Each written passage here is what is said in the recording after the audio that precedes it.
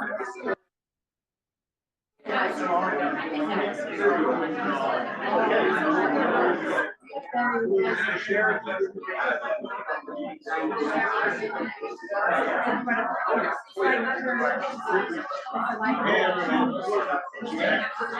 gonna get started in just a minute with a few brief comments, if that's okay.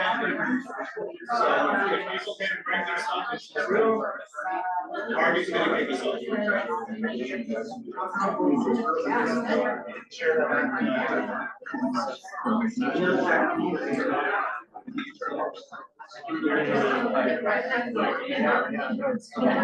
Hello.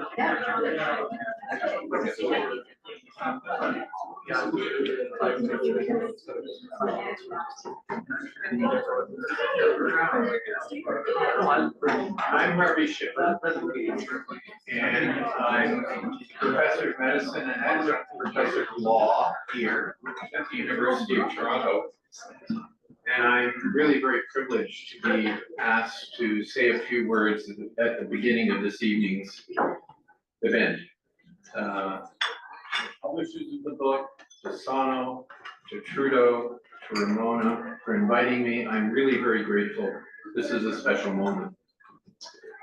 My introduction to this whole area that we've come to know as MAID dates 2014. In fact, June the 6th, 2014 to be exact. It was before the Carter Commission, the Carter decision was released.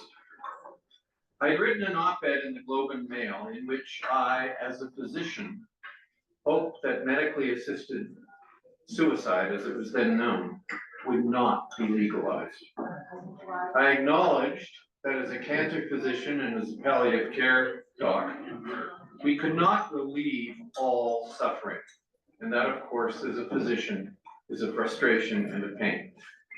But we couldn't do it even with our best efforts. But that on balance, the hazards of a legislative pathway were too unknown. And the notion of legalizing a process where physicians and people like them would actively end a life just seemed too risky. So what happened since? Well, MAID's come to be a commonplace, with Canada leading the world in both numbers by population and rate of growth. But those are the numbers. The revelation to me has been the degree to which this issue has come to engage so many of the foundational pillars of Canadian society. Individual rights versus collective obligation. Moral perspectives within and across our many distinctive faiths and cultures. The proper allocation of resources. How we adjust to the apparent success we have in eliminating so many of the illnesses which take lives earlier and leave very troubling things like dementia behind. What's mental health? What's capacity? What's prognosis? How does this change the role of physicians, nurses, and health providers? The importance of different ways of thinking, legal and medical, and how they play out in the real interface as we encounter illness. Perhaps, in its own way, all of this is a more intimate reflection of the deep societal unrest we're feeling all around the world, and particularly not many miles south of here. On a personal level, though, something else happened. In one of those accidents of life, I came to know some extraordinary people, the authors and contributors of this book. Trudeau Lemons is a legal scholar. Ramona Coelho, a family physician who works primarily with the disadvantaged. And Sano Gyand, an internationally recognized psychiatrist. They somehow found the energy, and I need to know how, the 8-day weeks of 30 hours a day to bring these issues to the fore. And it took some guts, call it bravery in a way, to simply ask the down-to-earth questions. pursue the evidence of the messy realities of how all this happens in the face of well-orchestrated opposition. All have now been recognized for their work at the highest levels.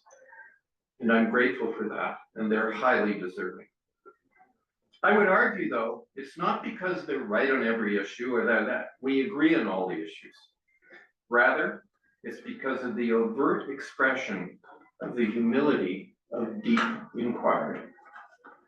Wherever you may sit in the spectrum of thinking about MAID, you owe a debt to Sonam, Trudeau, and Ramona.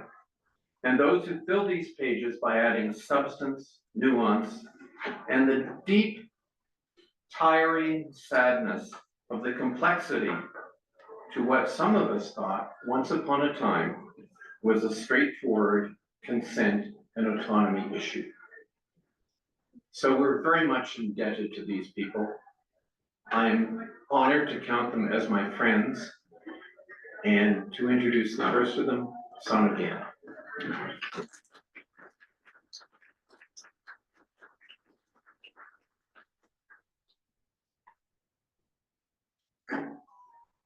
Thank you very much, Marvin, for your kind and gracious introduction, and also for more than that, for being such a true companion over the years, because this is a journey that many of us have been on together, including with you. You've had your share of slings and arrows, shall I say, and you've endured them with aplomb and been really a role model for us, so thank you so much for that. You know, we often say that it's the journey and not the destination, but in this case, I'm actually not quite so sure. It's been a pretty rough journey for many advocating in this area, and this is a pretty great day to finally see this important work come to the light of day. You know, I'm so appreciative of the chance to be standing here with my co-editors, Ramona Coelho and Trudeau Lemons, as we launch this book.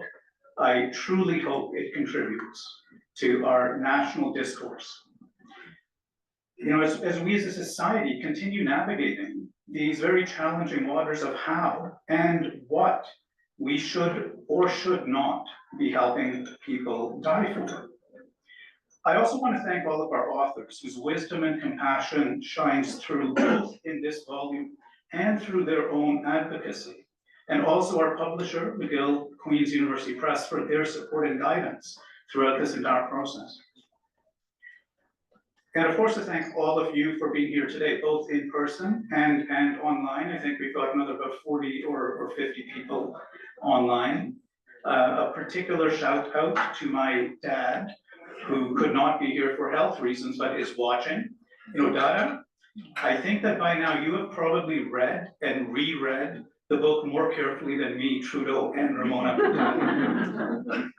While I'm doing shout outs, of course, the loudest has to be to my wife, Listra, and my kids, Dante, who is here, and Sabine, who is watching online from Vancouver. Even when this work has taken me away from you, you've always still been there for me. Thank you.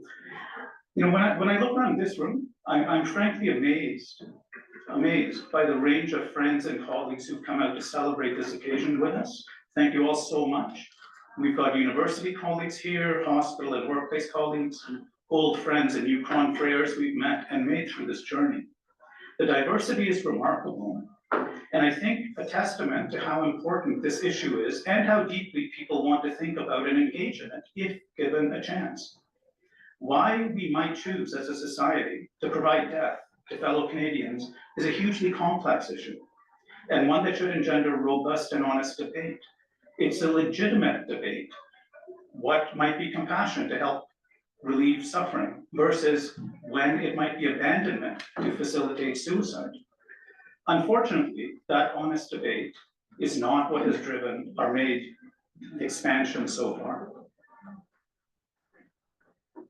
As outlined in my chapter, Fall of Duty, the breach of trust and moral failure of Canada's entrusted experts, and other chapters in the book, we've had troubling processes that have led to Canada becoming the world's canary in a coal mine on euthanasia expansion.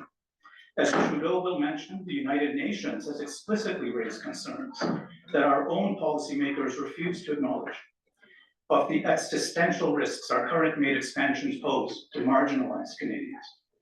That's why I think this book is so important.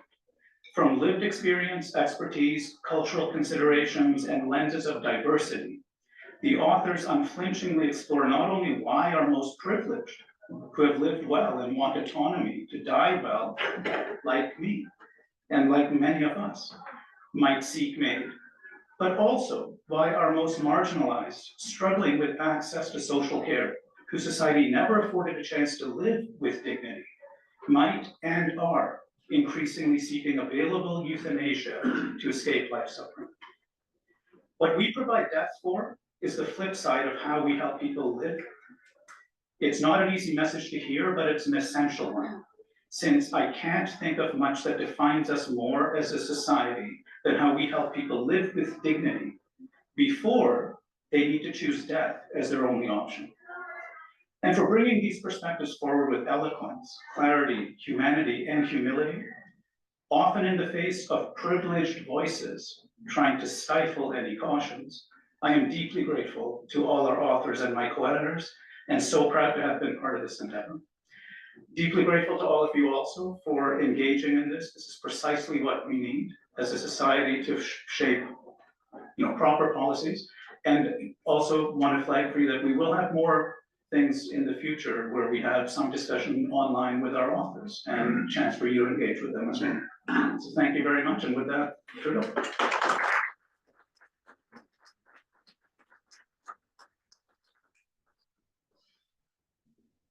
Good afternoon. Lawyers are not known for brevity. I feel the stress already of many parliamentary hearings in which many of us participated, where we would have 5 minutes and they would cut the Michael at 5 minutes. Now, the problem is I know I won't be cut at 5 minutes, so bear with me if I go slightly over time. I want to thank, as Sonu, you all for being here in great number and to share this moment with Ramona, Sonu, and our authors here in the audience and online. We're very grateful, particularly to the authors of this book, a book that reflects a commitment to promote thoughtful interdisciplinary reflection on one of the most challenging medical, legal, and political issues of our time. And not just because of the singularity of medical assistance in dying, but also what it tells us actually about the broader practice of medicine and broader issues in our society. We will, as Sonu mentioned, organize an online event to showcase in more detail the various chapters, so stay tuned for that. The topic of our book is charged, polarizing, emotionally and ethically challenging.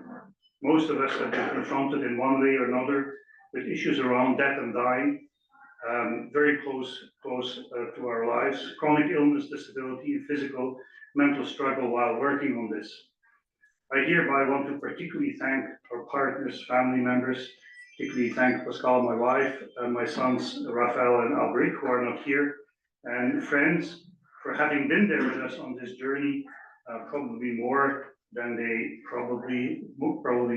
often wanted to. The work is demanding, but it has also given us intense, deeply human experiences of connectedness and fragility, learning from others who struggle and face hardship.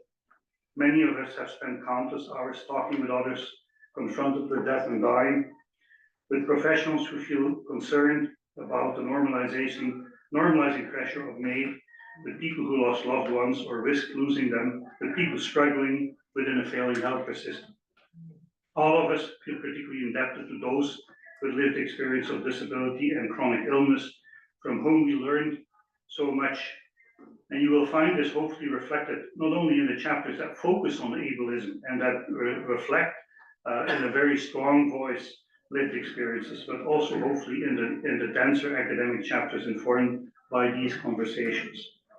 As an interdisciplinary health law scholar, I often emphasize to students, partly to apologize for the excessive time we spend on this topic in my classes, how MAID and euthanasia gives us unique insights into the complex interaction between law, medicine, and the lived experience of those facing the healthcare system. They all bring different knowledge to these issues. but in a complex interplay that is often not very well recognized, not to say ignored. Part of what we have tried to do is to connect these different spheres of knowledge in our volume. What always struck me in the debate is that this particular debate, is that arguments and policies reflect how legal and medical professionals, including in academia, tend to have a remarkable reliance on and respect for the role of the other, what I would call elite or elitist at times professions, often with disregard of lived experiences and the context in which these practices occur. In the legal profession, the judiciary and legal academia, we tend to trust medical professionals and the system and its ability to deal cautiously and fairly with end-of-life decision-making. You see that, for example, when some courts confidently suggested in the past that medical professionals are perfectly capable to deal with medical assistance in dying through informed consent and capacity assessment, and that, and I quote here the Supreme Court, we should not lightly assume that the regulatory regime will function effectively. I always end my talks on MAID by saying, well, we also shouldn't assume that the regulatory regime will function effectively. This trust in medical profession and self-regulation is, in my view, influenced by privileged positions that most legal professionals occupy, with privileged access to relatively good healthcare, which is not the case for everyone in our society. Legal professionals also tend to ignore the complex drivers of healthcare practice and how medicalization of human experiences fits with an overall societal pressure to be in control. Legal professionals, including judges, tend to be remarkably enthusiastic at times about the idea that medicine has somewhat of a magical solution when we might lose that control, when our control might fade in an end-of-life context, without acknowledging that creating radical options for some impacts on others and can also impact on the integrity of the medical system itself. Then within the medical profession, I noticed a growing tendency to embrace rights language to solve ethical dilemmas that are deeply ingrained, inevitable, actually, in medical practice itself. I found it often stunning in this debate how cautious and careful discussion on the impact of MAID on medical practice and on patient safety has often been replaced by physicians and medical organizations simply embracing a rhetoric of rights. The courts have decided we need to do this. It's a question of constitutional rights. And how well established challenges with informed consent, with the impact of power relations, with existing ableism in day-to-day healthcare practice, has been ignored and replaced by trust in the lawyers' framing of a radical life-ending practice as a constitutional right. But the view of rights they embrace reflects an impoverished view of autonomy, which fetishizes individual choice and integrates utilitarian values that cannot be reconciled easily, in my view, with meaningful respect for the equal value of the lives of those who are disabled, ill, old, and vulnerable. While some court decisions and legal arguments contributed to that, medical professionals often seem to overstate what law can do when it comes to regulating important complex practices that touch on profound human experiences of suffering, of death and dying, of mutual support, and of solidarity. Reliance on legal cases as if they offer biblical truths ignores how judges make decisions, how particularly constitutional proportionality analysis must be informed by what medical experts and persons with lived experience tell us about the real-life impact of legal rules on their lives. It ignores interaction between the courts and the legislator and the role of important societal institutions to simply invoke that it's a question of rights. So those who will be impacted by the laws and legal rules need to be involved in policy making. Our book comes in that context at a very good time. I'm close to the end of my presentation. The recent observations of the UN Committee on the Rights of Persons with Disabilities that Sona mentioned, just released in March, precisely shows that it is possible in a rights analysis to pay attention to the broader socio-economic context, to the expressive impact of laws and regulations on persons with disabilities and on persons who are ill. The committee urges Canada to withdraw Track 2 MAID and to do a careful adjustment of our MAID law to ensure equal protection against premature death. The UN committee did that after a process of decision-making that firmly included not only governmental presentations, but also strong input of the broader Canadian disability community. And I'm happy that Elsie is here from Arts Disability Rights Centre, who coordinated actually the disability community submissions.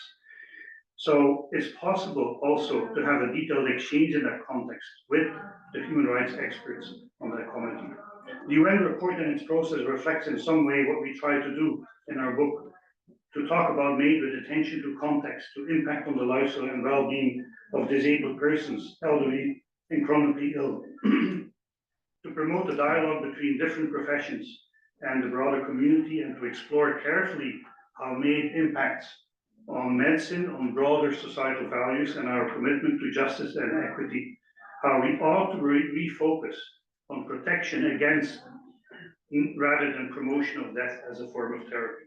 We hope that our book will contribute to an informed debate and a recalibration of MAID. And I'm very happy that I give the last word to Ramona, without whom this book would not have been possible.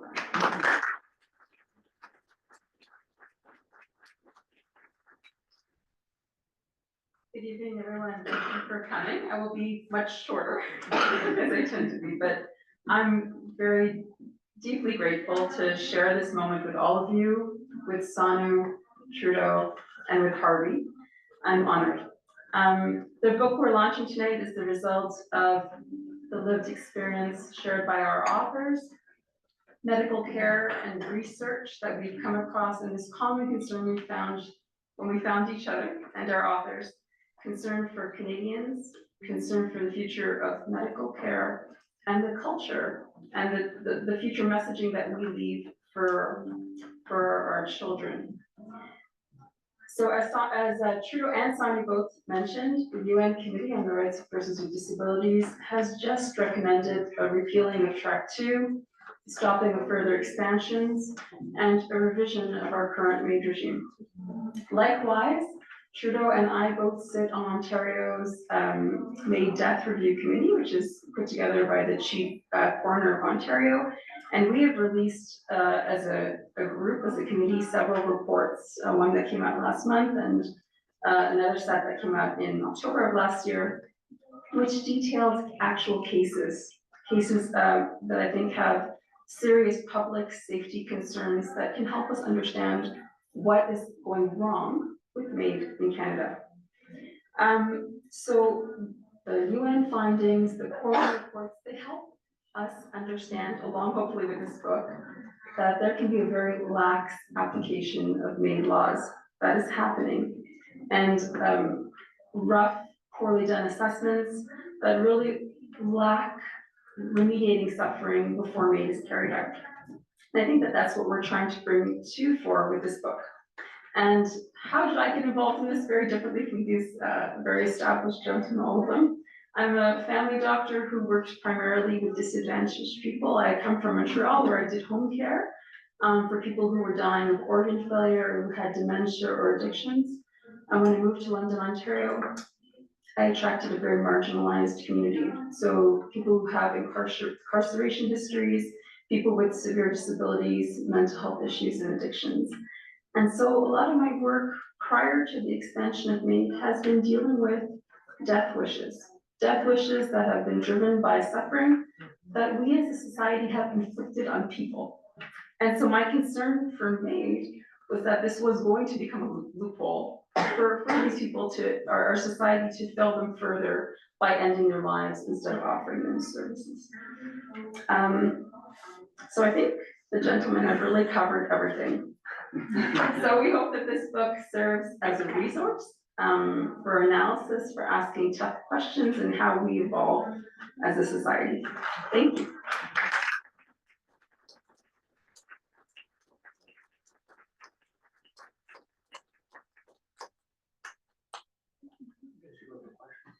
Yeah, Sure. We're our authors course, our editors are here and we're willing to entertain a few questions. Don't be afraid. There are no tougher ones than the ones they've faced over the past few years. First of all, allow me to commend each of you for facilitating this very excellent, in-depth treatise. And I will admit, sir, when you opened up with medically assisted suicide, that is a pejorative term in terms of now how it's being ameliorated. And that, of course, gives satisfaction. I was at a conference earlier on at Massey College, and just the takeaway for me that the border between the US and Canada is now becoming an epistemic point in terms of what I call democratic social civic values, which the world will be watching in terms of where these two nation states evolve. And May, in terms of what I've seen here, illustrates the social fabric in a very bona fide, notwithstanding that there are holes, that there are people disadvantaged, and what do we do with them? And all I'm going to say is that I read Gabriella's, and when she opened up, she came across no teeth, overweight, totally encapsulated in this external vehicle. But her writing, her insights, her intellectual horsepower is absolutely alpha. And I'm humbled just to have allowed her to share her experiences. And for that, I thank all of you, because that is the majesty of what you created. I just want to make sure, I'm not sure if the online they can hear, but this lovely gentleman just shared that Gabrielle's chapter was extremely moving. So go, Gabrielle. She's online. There's a question over there. I'm so intrigued by how different Canada and California are in how they've been assimilating, euthanasia or mercy killing. So I think in California, maybe about 600 people in California choose to swallow the medication, whereas in Canada, we have up to 15,000, 16,000. And I'm just wondering why there's such a huge difference between two groups of people that are 41 million people, multicultural, a lot of urban centers. Why is there such an enormous gap between the two jurisdictions?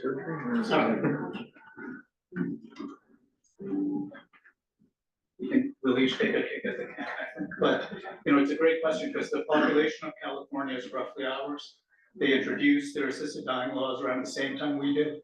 They had not seen what we call a huge escalation. Others would call a precipitous drop in terms of what we're seeing in the kind of May deaths. And the other point I'll make is that it's not just that it's a few hundred versus over 15,000 per year. It's that 15,000, less than 5 or less than 6 of those are what they call self-administered. All the rest are euthanasia by lethal injection by a medical practitioner. That's another huge difference. Yeah. And to answer your question, I think part of the reason we see the difference is, one, our safeguards are very much laxer. We don't have what we call safeguards, aren't always safeguards. There has been the ability to get made even if you have not had proper care. No other jurisdiction on the planet started their assisted dying laws that way. They said it needs to be an issue of last resort. Here it does not. And there's a range of other things as well, especially when you delve down into some of the cultural issues where there are differences even within provinces, like Quebec and BC have always had much higher than anywhere else in the country. So it's our laws, and I also think it's what's essentially been promoted. I would say it's the opposite of what we in psychiatry have talked about as responsible reporting to prevent suicide. If anything, it's been something where there have been a lot of cheerleaders promoting it as a unilateral good. That's problematic. Do you want to answer that? She wants to say something. No, I can't help but feel that if there was no lethal injection, like no passive receiving of the poison, if patients had to physically swallow the poison, I'm wondering if the numbers would drop down. In the end. So it's clear that in all the jurisdictions that only have assisted suicide, so prescription by or lethal medication, Yeah. the numbers are much lower. Yeah. And that it's not the only thing. So as Susan pointed out, it's a combination of the full integration in within medical practice, the fact that doctors provide it. And Ramona can say something more even about the local differences that we see in Canada, where we see that even within provinces, you have clusters of very high provision of MAID. I always say to audiences, MAID is said to be necessary for persons who is suffering intolerably for an remediable medical condition, and where there is no alternative way of dealing with the suffering. If that's the case, why would there be such a huge differences in the numbers within the country itself? Right. It tells you something that other factors are at play as well, and indeed aggressive promotion through policies, through practices. So what's unique about our MAID laws that Sonny touched upon in general is that we are supposed to raise MAID as a treatment option, as a form of informed consent. But that can almost be, in my opinion, pushing people to consider death and see their future as hopeless if it's presented as such, which is why in other jurisdictions you're not allowed to raise MAID, either it's expressly forbidden or it's looked down upon. The other thing is that you can refuse or not have access to treatment and still go ahead and have MAID. So in the coroner reports that came out in October, that reported on track 2 MAID deaths in Ontario, less than 50% of those patients had access to palliative care or to disability supports. I don't have the stats in front of me, but I think less than 10% had community solutions, which are often a large source of suffering. So track 2 MAID deaths kind of do reflect my patient population that I can care for. And a lot of the solutions that I have are not just medical, right? There are a lot of things about their living arrangement, their being able to access food. And if these things are not on the table, but MAID is on the table, well, that's a disaster. And then people can say that, track 2 numbers, we hear again and again in this Canadian debate by Diamond TV that they're small numbers, they almost don't matter. They definitely matter because every person matters, but even for track 1, it used to be that when people were diagnosed with cancer, there is very high rates of depression and mental illness. And it used to be understood that we would try to have existential therapy. And now many people are being told, like right off the bat, the day that they hear their diagnosis, that MAID isn't an option, which is terrifying to me. And I think that those kinds of things do affect culture and choice. I just want to add one brief comment from my own experience sitting around federal tables and the MAID expert panels that several of us shared on. In the abstract, in a way, MAID seems perfectly reasonable. Your suffering is unremitting. We're in a society of individual rights, and clearly it should be your right. When you start getting into it, and this was the huge lesson for me that I've learned from patients, mostly, it's a hell of a lot more complicated. What is suffering? Why are you suffering? And the story that actually got me in a bit of trouble, if you recall, that op-ed I wrote, was about one weekend at St. Michael's Hospital where I was on call as an oncologist. And there was a young man who was dying of a bile tract cancer. And they could not relieve his pain. And he wanted to go home and they couldn't figure out how to get him home and relieve this pain. He was just beyond it. I had never seen him before. I was on call for the weekend, and as was my practice, as is all of our practices, I went down the corridor to all the rooms, and I got into his room and introduced myself and sat on the end of the bed, which, by the way, you're not supposed to do these days. And we started to talk for a while. And he said, I gotta see my dog. Oh, yeah. Well, would that help? Would you feel that I need to see my dog? So I went out and I went to the nursing station and said, what are the rules about bringing a dog into the hospital? And they started to look. I said, no, don't look. I don't want to know. And the dog came into the hospital and that man's pain went away. And he died essentially pain-free about 2 weeks later. And for me, as an engineer who became a physician, who got involved in quality of life research and all that kind of stuff, it was one of those profound moments of saying, pain is a much broader experience.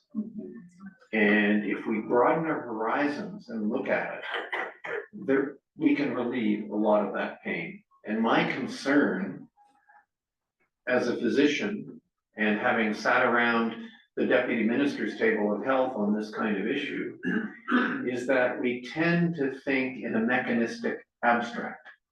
You know what? We can not put in a stent, or we need an extra dose of you name it.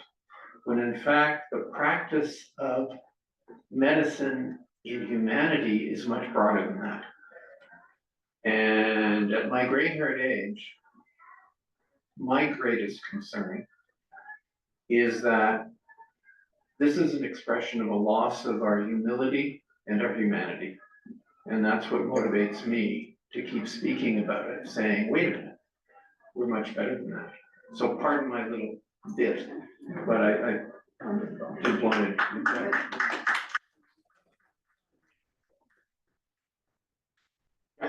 Just a quick question, Ramona, nice to see you. Ramona. I interviewed Ramona a few times on my podcast, so I explored May quite a lot. One thing that I'm really drawn to is lexicon. We don't call May deaths, we call them provisions. And I think that's because of the World Health Organization that doesn't recognize May as a death, a cause of death. But if it were recognized as a cause of death, it would be fifth or sixth. Is that very important to the national discourse? Because I understand if we say provision, it has a medical terminology. It's cut with certain things versus death. Yeah, thank you for that question, and I'll let everyone answer. I'll just say quickly that I think that the language debate is an important debate. And part of this, when we started in our parliamentary hearings, you'd have people like the former health minister, Patty Cashew, saying, I'm not mocking her, but she's saying, I find it very insulting when we call this euthanasia. We should not be allowed to call this euthanasia. I'm like, okay, and with all respect to anybody in this room, the definition of medical assistance in dying is euthanasia and assisted suicide. Those are not pejorative terms. Those are the actual language. And when we try to have euphemisms to change what we're talking about, then it confuses people also about their choices.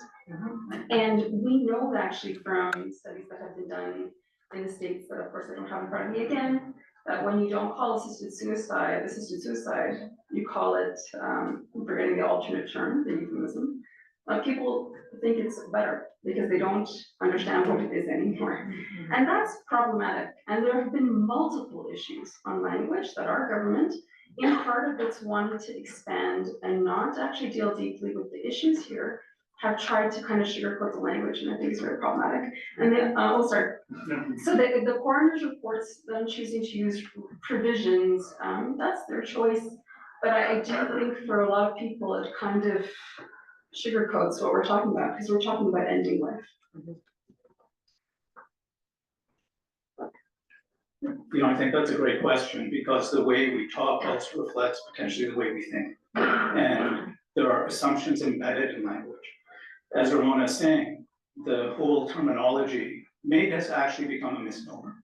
If you think about it, when we introduced the term, we coined that term, by the way, be proud as Canadians, I'm not coining that term, but we coined that term in 2016. The world had never heard that term before. It was always called physician-assisted death, physician-assisted suicide, various forms of that.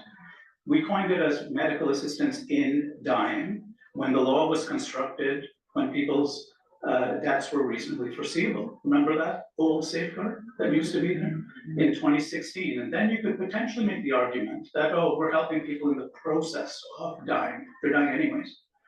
We are now helping people, and even then we'd help people die who had 10 years left to live. Now, people can be in their 20s or 30s and have no element of terminality. It's a complete misnomer to call it medical assistance in dying. It's perhaps medically provided death. But when you think about the language, it goes beyond that. I refuse to use the term restrictions anymore. For the first several years, when the in reasonably foreseeable death safeguard was dropped, expansionist groups repeatedly called all our safeguards restrictions. They're safeguards to prevent wrongful death, in my opinion. And if you take this to the extreme, as a psychiatrist, I have actually had colleagues complain against me when I've used the word suicide in any context in this. They say that's pejorative. It's descriptive. It's somebody wanting to die who then gets their death. Nothing pejorative about it in that sense. And to show you how straight this can get in the French debates, you cannot make this step up. There was a French parliamentarian who said anything related to not just suicide or euthanasia, but even death is too painful to hear. It's too stigmatizing. He suggested that they should call it voluntary interruption of vital energies. As if that's not brilliant enough. If you actually spell that out, it's vive. Vive. So vive is what we're doing. Thanks for the question. So if we can add, this has been a conscious choice to use that word, as my colleagues already pointed out, and it actually has been taken over by all the very well-funded lobby groups internationally who are working on legalization in their country or on an expansion of the existing legalization, because it's much more it's much easier to digest. There are actually interesting studies that haven't received a lot of attention in the Canadian context. One organized by the NIH researchers, one by researchers in Quebec, where they actually asked what people understand about Canadian made law. The NIH study was only in Anglophone provinces outside of Quebec, but the study in Quebec focused on Quebec. And in Quebec, for example, many people, when they were asked about, what's your experience with MAID, say, oh, we're so supportive of Aide Médicale à Mourir. And when they would be pushed to explain what their experience was, they were actually talking about palliative care, which is actually what palliative care physicians have often complained about, that they've been dealing with medical aid and dying, assistance and dying for decades, and that the term has been hijacked. Yeah. So people actually misunderstand what's going on. The NIH study suggested that the majority of people, or a large, I don't remember exactly if it was a majority, I think it was a majority of people in Canada actually think that you only can get made in the end of life context. We're so way beyond that. So it's I mean, there are other components of terminology that are troubling. For example, I find it personally troubling that on the death certificates in Ontario, the word made is prohibited. I mean, you can't write medical assistant in dying as a cause of death. You have to write the illness that is the basis for people asking for MAID. So in an end of life context where the person is in the process of dying, you could say, well, maybe the person was going to die in the next couple of days as a result of cancer. What's the difference between saying the person died from cancer rather than MAID?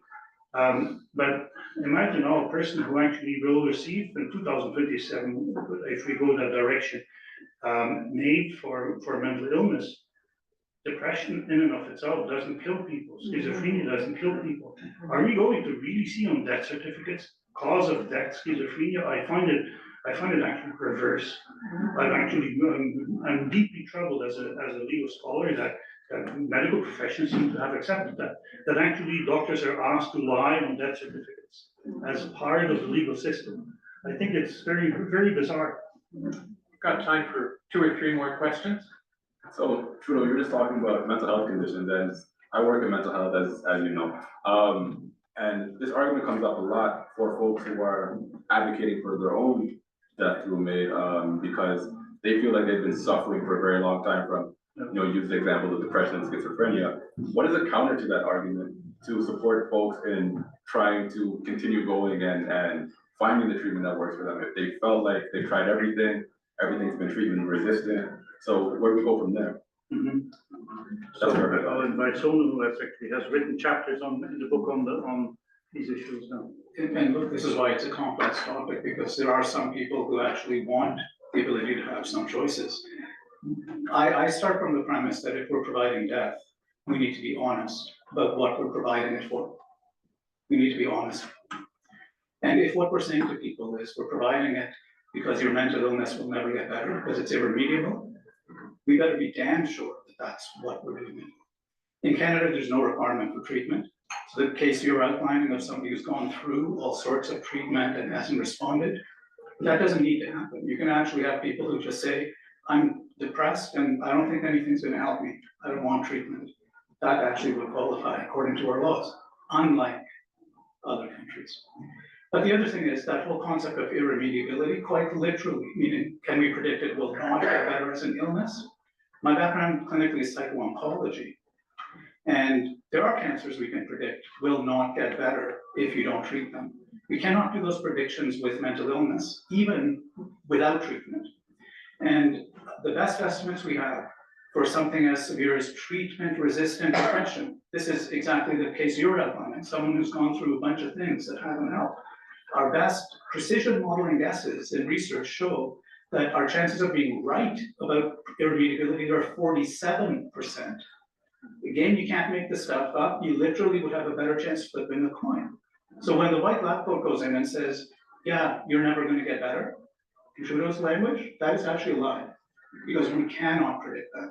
But we are now telling this person in their period of despair that they won't get better. The other piece is, there's evidence showing we cannot separate traditional suicidality that responds to suicide prevention initiatives from people seeking death in those situations. And this is probably why in places that allow MAID for mental illness, like Netherlands, you see a 2-to-1 disproportionate female to male ratio of people getting MAID for mental illness.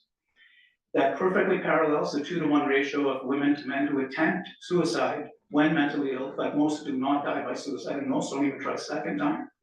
You know what one of our policy leaders said when she was asked about that in parliamentary testimony? This is the person who chaired our national expert panel on MAID and mental illness. She was asked whether she was concerned about that gender gap. She literally said, I'm not concerned because I don't think anyone knows what it means. So maybe one of the things that some of my colleagues also often say is, the question will be how many people do you accept to die as a result of MAID for the 1 or 2 persons who indeed, so I think you kind of point to an incredible dilemma that we have as a society. What do we do with people who feel that they tried everything we did? And so I think my message would be to medical professionals also to be humble and kind of realize that there are situations where there is no good solution, and the solution that is presented now as if MAID will solve that dilemma actually will create more harm to the broader mental health community, to the broader a group of patients who suffer from mental illness. And just to add on to both, like what Trudeau was saying is that actually, but in real time, you won't actually know that there's no solution. There might be a few people that suffer until the end of their lives, unfortunately, but we cannot predict accurately who they are. And prognosis often depends on many things that are non-medical. So like medicine, we're like really into ourselves and offering medical solutions. I was saying that track 2 reports, medical, pharmacology is like right up there in terms of what we're offering.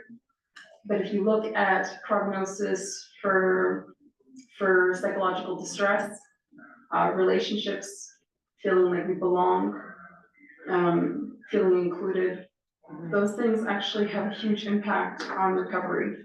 And so as care providers, we have to still be there for people, and we have to offer them hope and recovery, because most of them will recover if we stick by them and try to be there for them. Saw a question back. Sir. Yeah, I guess my main question is, first of all, I want to thank you guys for being there. I am aghast that we're in the state that we're in. I used to be a legislator. I ran food banks. Those quiet noises don't get heard in the chambers that you've had to explain yourselves in. And what I'm interested in is really just knowing, how do we fix this? And I'm serious. What law do we need in the face of the court decisions? What? Because it is not understood.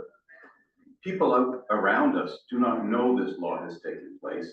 And this is what faces them if they're destitute and alone and in distress. And it's not something I think that we can allow to happen. Now, and I'm interested in knowing, and I hope it's in the book, a little bit more about the failures of what you encountered in terms of why we didn't get the fulsome debate, at least, that I think is required to legitimate this. But also, what's the fix? Freedom of conscience. Freedom of conscience was shot down at Queen's Park.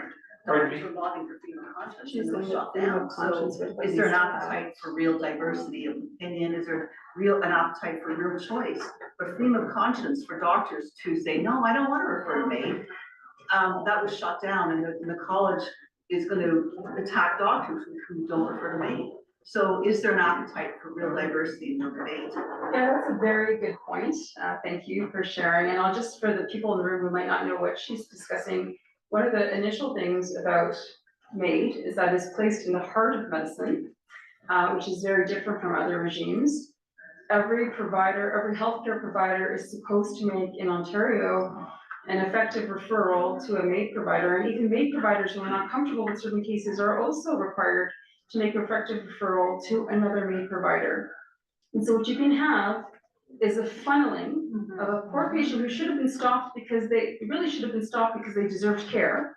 But everyone, because they are suicidal and everyone feels obliged to follow this policy, they can get funneled to the most lenient, MAID practitioner who will then approve them. And often they can work in pairs and then their partner will approve them, and there you go, the person's gotten MAID. And that is a big problem. It has silenced a lot of the discussion that we've had, and that you're not allowed to say, like, I don't think MAID is okay. And that is part of what has facilitated its rapid rollout, its rapid numbers. So very good point. I'll let you guys take this one.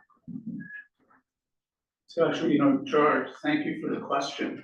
And I think what you're hitting on gets in some ways to the heart of the issue of what is it that we're providing MAID for? Are we going to be honest about that? Because you're alluding to the fact that people come into this with a range of suffering that drives their needs. How are we addressing those needs? Right now, what we've done is presented a system that's artificially medicalized. And it allows society to feel reassured that we're just providing MAID for a medical condition that will never improve. And then we can feel, oh, we'll leave it to the white lab coat. They know what they're doing. And meanwhile, what does that mean when it's easier to get MAID than to get a dog to come into the hospital to visit you? Like, it's ridiculous. There's this concept of total pain, which is that we do not separate pain in different categories. If I'm suffering from a medical issue and I have physical pain and I have existential pain and I have social suffering, it all accumulates together. So in terms of being honest about it, I think what it would do, and we're seeing this, that the expansion of MAID for mental illness, as people know, was originally planned for 2023. Because there was more awareness, because there was increasing concern voice, got pushed back by 1 year to 2024, and then again by 3 years to 2027. I personally know of no national publicly advertised policy that has happened to. There's a reason for that. And it's because I think that as people actually learn what it is being provided for, it is slowing the process. And more importantly, it gets back a bit to the mental illness question too, by the way, because if we want a framework that says, oh, you should be able to get MAID if you suffered enough, it's a very different framework than what we have now. So I'm not suggesting that's what we should do, but if that's what we did, it forces a different discussion of honest questions, including, well, does that suffering include things like poverty? Some people think it should. Does that suffering include things like loneliness? People are not getting it for that. 30 to 40% or more of people cite feeling a burden to others and cite feeling loneliness as fueling their MAID requests. So I think part of it is being honest about what suffering we think MAID should or should not be provided for. I don't think society would tolerate the stuff going on if they fully knew. In terms of, not in terms of MAID policy, but in terms of what we can do, I think that we're starting to hear from a lot of families who've been traumatized by their MAID experiences, which is really unfortunate, but their voices are adding to the public debate. I do think that we need to continue focusing on community life, on initiatives that include everyone. We need to work on on all of our social programs. Because if people have reasons to live, if people feel included, then they won't feel they want to die. Two words on this. So I would say, and there are current lawsuits against the expansion of the law. So there's a huge lawsuit against the expansion also in the end of life context. In our book, you will find in several chapters how we give examples of what I would call the extraordinary, internationally unprecedented overemphasis in Canadian policy by medical organizations on access to death as a form of therapy, not on protection against death. And so even in the most liberal regimes of Belgium and Netherlands, it's always emphasized, and I'm not saying there are no problems there, but it's emphasized that euthanasia and assisted suicide are a last resort. In our Canadian context, we somehow have made as this kind of uniquely beneficial practice that has to be present on the table as soon as a person potentially fulfills the criteria of the law, which is so broad that nearly everybody who has a disability who presents themselves in a hospital and may be suffering intolerably, has to be offered aid. I think that's I fail to comprehend how the medical professionals and the medical professional organization have been able to support that. Yes. Thank you very much. First of all, I would like to echo the fact that you wrote this book for us to be educated in the topic, so I thank you very much. But I have a question about the research area where perhaps if the Hippocratic Oath does not include the fact that a physician should kill someone in order to aid or provide services, then is there a study that is done for the people who are so-called MAID practitioner who may be suffering from PTSD or sort of thing? Because obviously there is more than one party in having that agency of, you mentioned about autonomy and consent, but the other flip side of the coin is there a consent from the physician who is willing to do as their profession to be a MAID practitioner and also exercise autonomy in terms of freedom, freedom to relieve the pain in that terms. Ramona. So actually, there are actually some studies. But first, Maria Chang and Angie Wang in the Associated Press, they had access to MAID practitioner forums that were leaked to them. And it showed a lot of existential distress, actually, a lot of distress about feeling obliged to follow a legislation that's very broad, where they were ending lives of people who had were being placed in long-term care and were scared of living there. People who were having housing insecurity or poverty. And so clearly, many MAID providers are distressed. I believe that there was a study that showed that many MAID providers, actually, first of all, are refusing to do track 2, and also are limiting and stepping back once they do MAID, because they don't all find it a great experience. And I don't know if you know about there's an ongoing study right now, but I'm forgetting at this moment which city is conducting it, looking at the moral distress of MAID providers. The very small thing I'll add to that is, I'd say that that's all, I think that reflects the broader MAID provider population. They can struggle with things if there is a challenging situation, but there's a range of responses. And we also do know that some providers find it as the most rewarding thing they've ever done in their lives, and they talk about it almost with glee. And in terms of the numbers, what you also might want to look at is the national reports that show that we have a small number of people who could be potentially called super providers, providing it in the hundreds. And yeah, so there are different groups, different actions. This is a topic that's going to engage us for a moment. And unfortunately, I think it's, or fortunately, depending on how hungry you are, I think it's time to draw to a close. But if I may just close by saying to Trudeau and Ramona and Sanu, I think we're all deeply indebted to you for the work, not only for the book, but the work you've done to bring forward the kind of discussion and internal tensions and maybe resolutions that are needed to this. This is a huge reflection on our society. It's not about whether or not we inappropriately end the lives of even 15,000 people. It goes much broader than that. It's about our connectivity, it's about our values, it's about what we expect from the community, from healthcare. And if we didn't have brave, gutsy people like this, the conversation wouldn't happen. So thank you for coming.